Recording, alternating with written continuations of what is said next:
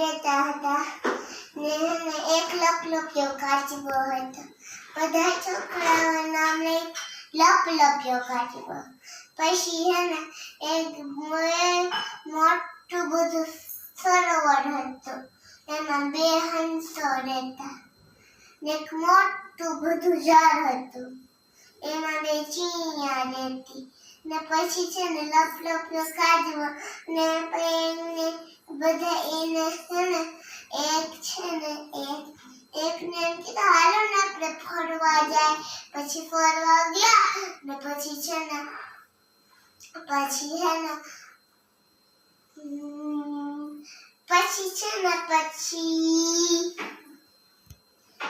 પાણી પીવાનું